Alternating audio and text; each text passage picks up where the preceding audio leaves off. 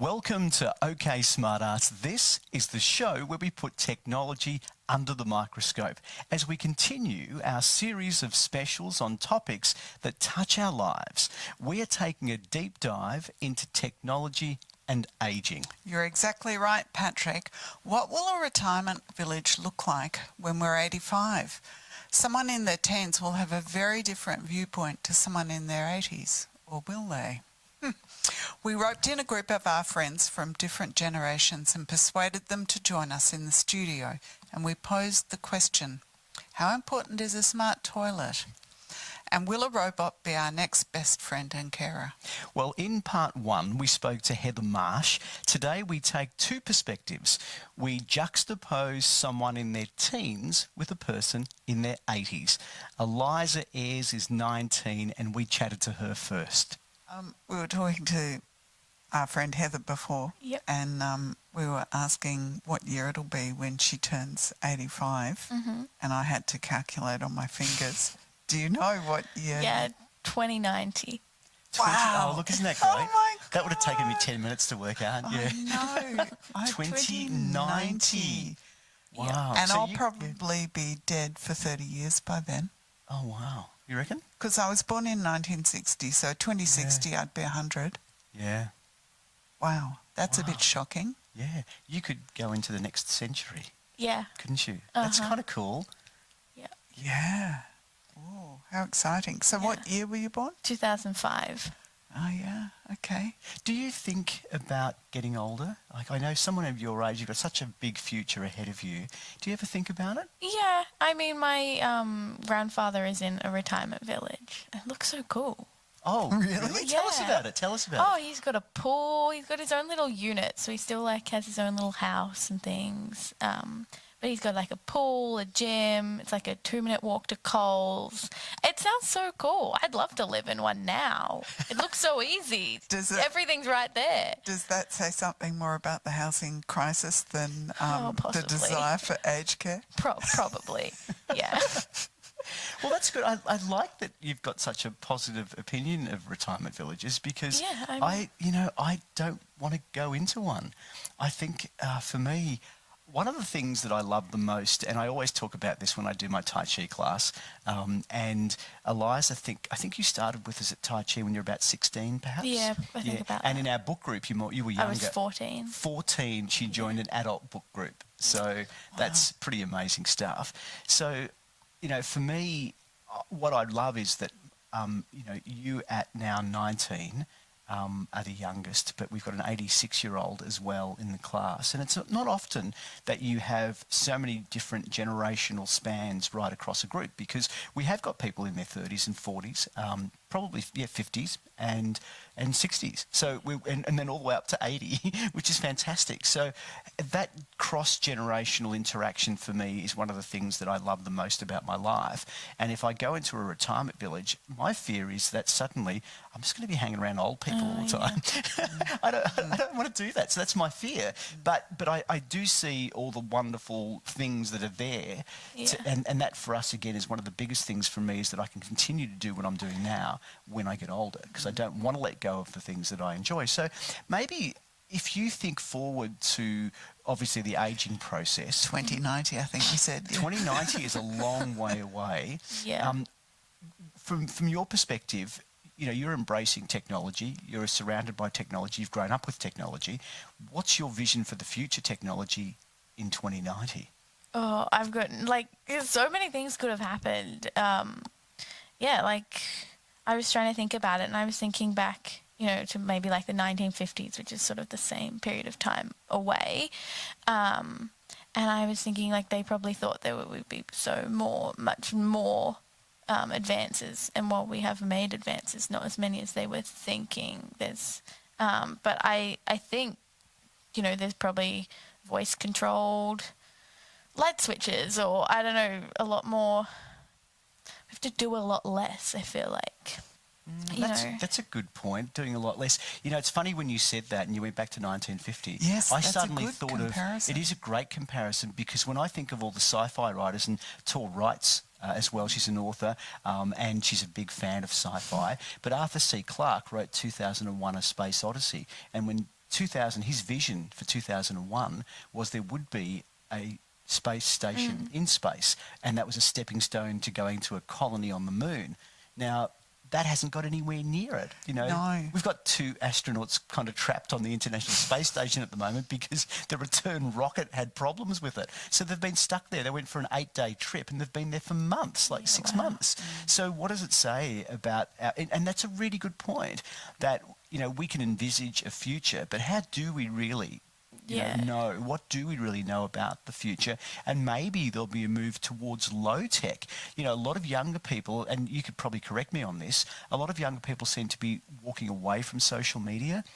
They don't want Facebook, they don't want Insta, they don't want to be connected all the time. Do you find that with your friends, or how do you feel about tech? Yeah, I mean, definitely, like, Facebook is not a thing really in my generation anymore. But even, like social media, like I have Instagram, but I haven't posted on there 5+ years. Wow. And I just use it. I've talked to friends on there. I might go on there, but I don't sort of put my life out there. I don't feel the need to. So what do people use? Are they more having private chats on something like WhatsApp or? Yeah, I mean, I still talk to my friends on Instagram and things, and I have Snapchat because it is the quickest way to get in touch with one of my sisters. So, if she's not answering her phone or whatever, it's likely that she will reply to my Snapchat. So there's things like that where I keep the app. I don't use it apart from to talk to my sisters. But yeah, it's just not, I use Instagram to chat to my friends, you scroll, but that's about it.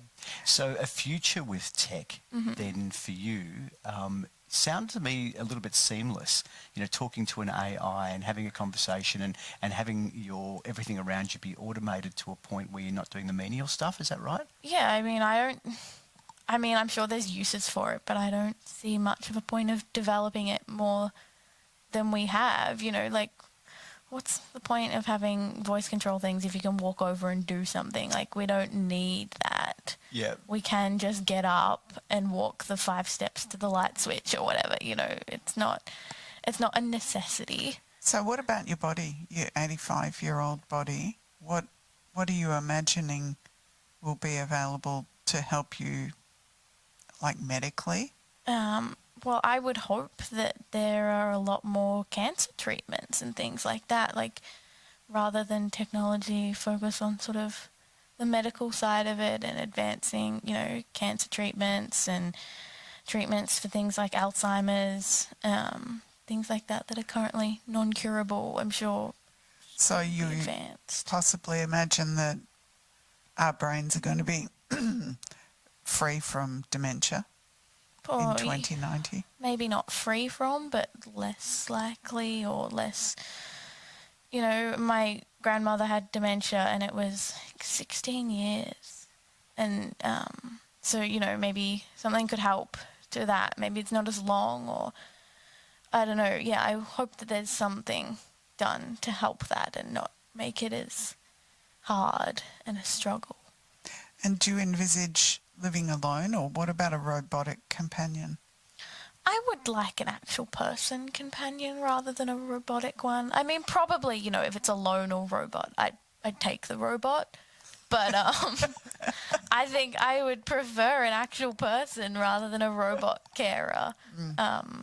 Yeah, I mean, they can be there all the time, which is handy, and probably do things that we couldn't do or have information that we don't have. But it's also, I think, there's a good thing about human connection rather than just a machine. What about like intimate care? So say you need to be toileted or showered, you still prefer a person to a robot?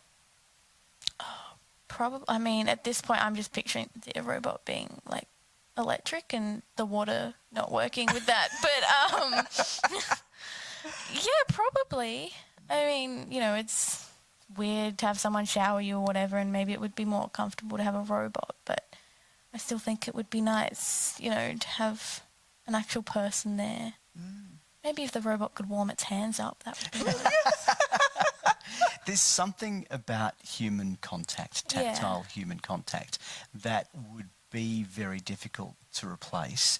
And, I've been playing around with the Copilot Microsoft AI companion, and the conversation is fluid, it's engaging, it's warm and interesting, and it is totally non-corporeal. There's no body, there's no physical presence, but it's still something there with you. So there is a presence of sorts, and if you've got smart speakers around your house, you effectively could move around, and it could move around with you. But human connection is something that's a really important part of our lives, and we don't want to lose that as we get older. So maybe we don't want to be displaced by technology too much. Maybe the sparkling future is going to be one where it just allows us to be more able to keep connected with people.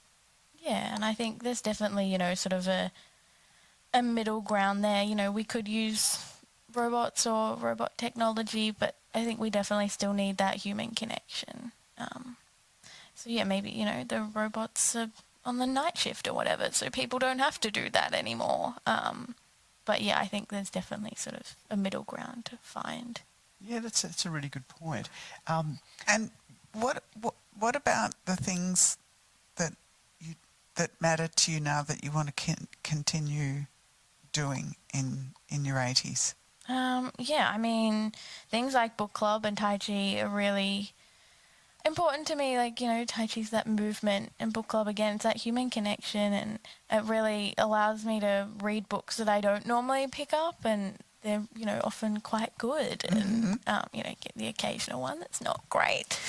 But, yeah, I think that human connection, and even things like drama, I'm not sure if I would be still doing it, but I'd still love to somehow interact with that sort of theatre aspect of my life. Well, that sounds great. Yeah, I think that would be fun. And I don't think there's anything, well, there probably is something like that happening in retirement villages, but I haven't heard about it. Yeah. Eliza just played a starring role in Romeo and Juliet. Did you? A la Juliet. Yeah. Yeah, she was pretty good. It was an amateur performance, but yeah, I'll tell you what, they did a great job. So both Romeo and Juliet were pretty good at it. Pretty fun. And that'd be great to continue doing that. I think when we talk about medical intervention, and it's interesting that we have previously spoken about augmenting our body with technology, but what I loved about what you're talking about is using technology to keep us able and more ably bodied. So to use it for technology and research, and the ability for computers to process better now, we could be getting more tailor-made drugs. So, when you go for a prescription, you won't just get a drug X that Tor would get or that I would get, but you would get a drug that is tailored to your DNA, that your body will react better to, because we know there are some drugs people react to better than others. So having tailor-made drugs, and again, that's where technology could be employed. They're sort of doing that in a way at the moment. In Year 12 biology, we looked at this, and my grandfather was actually part of a study, trial sort of thing, where they can, for certain cancers, they'll take some of your cells, and they then ship them off, and your cells get genetically programmed to fight your specific cancer. And then they put them back into you, and those cells will then multiply, and they then know what cells to look out for and what cells to kill, so that cancer is then sort of gotten rid of, is the hope. So they're sort of getting there. Fantastic. With that sort of stuff. Yeah. So if you're right and cancer is resolved and at least dementia is shortened, what sort of length of life do you think would suit you? I would like to be 95 to get to the 22nd century. That's my goal. I want to see the 22nd century. After that, I'm not fussed. I think, as I get older and maybe see what my life is like, that would be sort of things that, I don't really need to be here anymore, or I would like to see this, or sort of thing. But the 22nd century is my goal at the moment, to get to 95 so I can see that. Because technically it's possible. Oh, yes. Yeah. Sure. It's possible without Tech. Yeah. Yeah. And then, sort of once you're there, it's like, oh, 100's a good goal. And then, it sort of keeps going. I've had a discussion with my friends and she said 111 sounds like a good age because it's just 111, Yeah. It's not really, yeah. I think quality of life at that point would sort of determine how long I wanted to live for. If, most of your friends aren't around anymore and you're sort of just going day to day, it's sort of not something you want to. And if you had the option of living to, say, 300, A,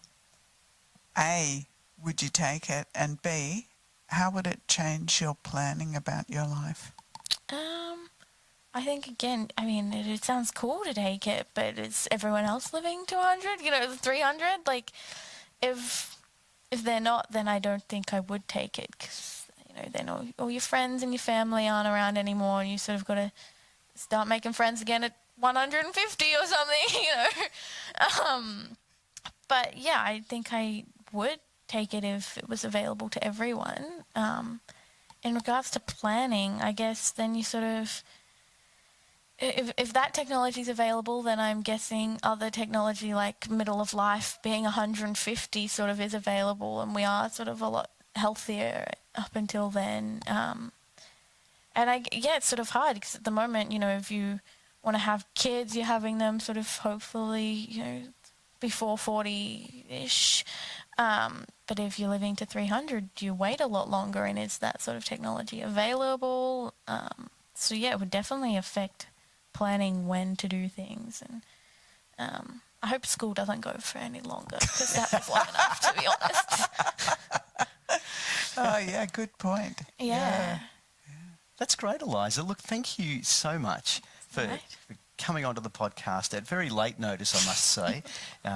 So we really do appreciate it. It's great to have an insight, which didn't surprise me because I've known you for a long time, but it's lovely to get your insight into what a future might look like for us in general, but also specifically what you would see yourself doing in the future. I think you've got a big future ahead of you, and I hope that I'll get to see a lot of it before I shove off the morning toil. Yes, thanks very much. Okay, it was fun. Such a refreshing chat to Eliza, who at such a very young age has such a positive outlook when it comes to retirement living. I was really surprised about that. And now we dive into the coalface with our friend Ann Hardwick, who is a little closer to that magical 85 years of age. Can you tell us who you are? Because, and I don't want to assume that you're not working, even though I know you're a bit older than me. A bit. That's kind of you. Yes, please introduce yourself. Well, I'm Ann Hardwick, 83 years of age, and I am retired, but I don't find retirement boring because there's always something stimulating to do, like this morning. Yeah, well, booking a trip overseas. And booking a trip, Yeah. but I was referring to being here with you and Patrick. Oh, of course. Wonderful. Thank you, Anne. That's kind of you. We have been focusing on what it means to age with technology. And we've had people of different ages chat to us. Now, you're going to be 85 in 2 years' time. So that's not a very far off into the distance. You're fit. You get around okay, you drive, you look amazing. So where do you think in the next 2 years technology will be able to assist you looking forward to where you might be in a couple of years' time? Well, I would imagine that with the progress of technology, in 2 years there'll be huge changes and hopefully they'll be to my advantage. I certainly think medically there's going to be a big improvement. And also just living in your home. There'll be a lot of things that can assist the elderly, I believe, in their home. How important is that for you to be able to stay where you are? Well, it's everything. I have no intention, unless I lose my mind, and there are certain diseases and situations where you can't avoid going into care, but I'm hoping to avoid that at all costs, and particularly with aids and support to keep me in my home. I'm just wondering what moves you've made to make it possible to stay in your home. Well, about 5 years ago, I had an accident and which seriously injured my shoulder and arm, and I made application at that time for an aged care package. I am on the lowest level, but that's been absolutely wonderful. I have the cleaning done, the gardening done, and guttering and all the things to maintain your home. So that's really supported me, and I have worked very hard on my arm, and I'm much more, able to use it now. But I have made those moves. I've reached out to government organisations which are there for people, and I've found support from them. And I guess technology hasn't really played a part there. That's more about services being provided. That is correct at this stage, because there's not a lot of technology that I'm aware of that would be of any assistance to me at this time. I'd like to see some of that come into play, and one of them would be safety features, which I think technology could help me with a lot. Yes, tell us how you imagine that, what you think would be good. Well, I don't live in fear, but it's a fact that home invasions are very common today, and I would like to be able to think, and it may already be available, I just haven't availed myself of it, but an advanced form of a swoop of your home before you enter the home, and an indication when you get to your front door, alarm, not an alarm by opening the door, but an alarm that tells you there is or has been a presence walking through your home, or there's still someone in there. And that, of course, would be like able to be used again when you're in the home. A total surveillance. I know you had an interest for many years in bidet toilets. I wondered if you could explain why you thought they would be useful for older people. Well, I have a bidet, a modern new one installed, and quite frankly, I don't know how people live without them. They have many advantages, one being the hygiene advantage, and with elderly people in a cooler climate, there's no need to shower your complete body every day, unless you're doing something manually, but there's a great need to keep that part of your body spotless. And I just find it, it's a big saving on toilet paper. One of the things that we've spoken about on the show is we envisage in the future that not only when you go to be cleaned, but you could have your self-analysed as well. So your urine sample could test to make sure that you've got all the right nutrients. This is not far off. This is actually here now, but whether it be incorporated into something like a bidet, that makes a lot of sense. So not only are you going, to the bathroom, but you're getting a health checkup at the same time.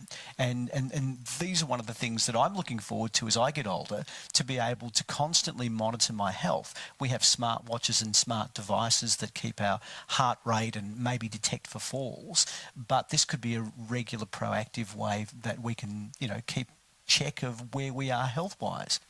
Yes, I think it sounds really sensible and very feasible. I can't understand why that couldn't be possible in the very near future, that samples could be taken for, let's use the example of diabetes, you're getting the right vitamins and nutrition, and various other ailments that can be detected in the urine. I think that would be a super thing to happen. What about recreational infrastructure within walking distance? What's important to you as you're ageing? What sort of recreation are you engaged in these days? Well, that's very much an individual's question, in the sense that I'm not a game player, in the sense that I don't go to gyms and things, but I exercise every day on my own, and that would be another form, I would imagine, where technology would help you in the home, motivate you, and perhaps even respond to, are you doing this correctly? Are you overtaxing your heart? I think there are machines already available to take your heart rate, but I'm thinking more of a companion in the home that could perhaps, not necessarily in a physical form, but something that could actually be working with you. Yeah. So could you see yourself in the very near future having an in-home personal assistant that was autonomous, conversational, that would be able to have a dialogue with you? So more than just home automation, but something that would be there first thing when you wake up to have the conversation, see how you're feeling, talk about your calendar for the day, something like a real assistant. Do you see that being something you'd like? I think that would be fabulous.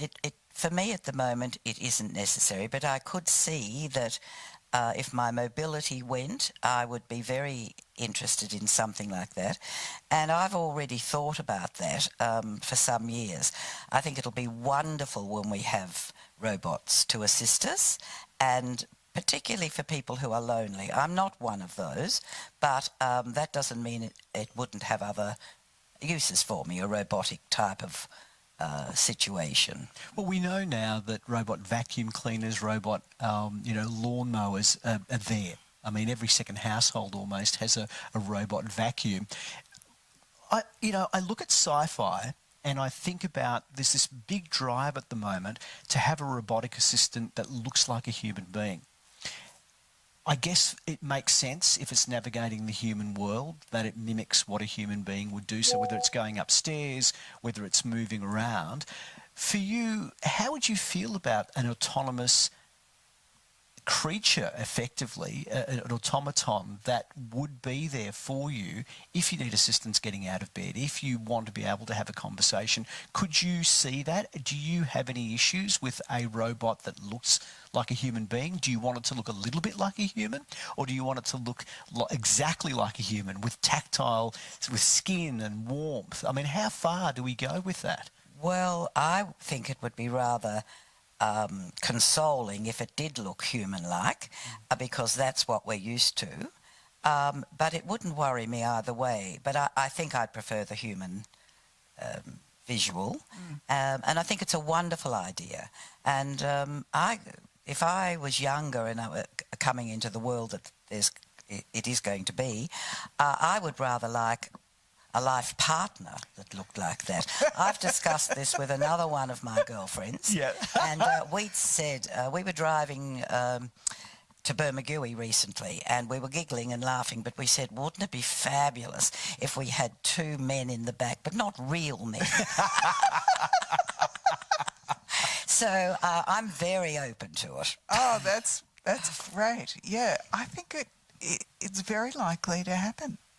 Well, I really think we can have the best of both worlds then, because humans, we're not exactly the nicest species on the planet. And if we could take the best of what we've got and put it into another form, I think we could get the perfect setup. And assuming that you live well into your 90s and maybe you're going to live to 100 or beyond, what's important to you? What are you doing in your life now that you would be vital to have continue? That would be looking after my health. That is the most important thing. Without health, we all know you've got nothing. So yes, I've cut down on the martinis, which is terribly sad, but I've had to. And yes, and I've always been very good with my diet, so that's been a big thing. And I try to exercise in a light form every day. My health is everything. So in terms of medical breakthroughs, is there anything technologically that you're hoping happens soon? I mean, I used to joke and say that I want new hands, because I have a bit of wrist pain. Is there anything you think, well, I hope that happens in the next 10 years because I'll have it? Well, I've already got all that, and the arthritis, etc., in feet, in hands, and everywhere. But a lot of this is a matter of managing it. I think that with technology, maybe the assistance we've just talked about, that would counteract for any things that are going to go on in the human body. I mean, that's far-fetched, and I know it's quite possible, and you're not wrong, feasible that we could have limbs replaced, but that's, I think, a little further down the track. I think the first thing is to advance technology so that the medical profession can put their finger on what's wrong with you a lot sooner before they do. Good point. Yeah. And that could be part and parcel with the autonomous home, whether it's the bidet, but you may have a mirror that scans your body and checks for any blemishes, anything on your skin, Yes. those sorts of things. The technology is really close, and I think incorporating it into daily living. We do have smart mirrors.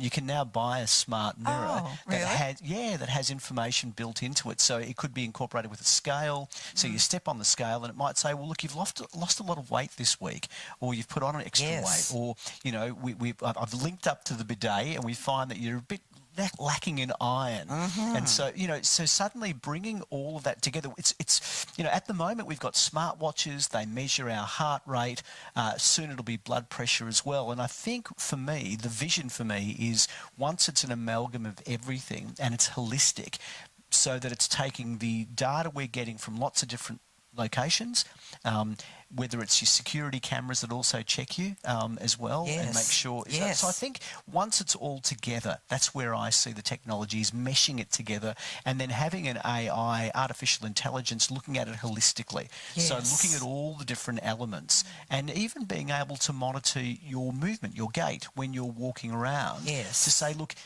you seem like you're wobbling around a little bit. Maybe we need to look at your balance, you know, things like that, to do the preventative stuff that you mentioned earlier. It's detecting, early detection is what I think you're saying, isn't it, really?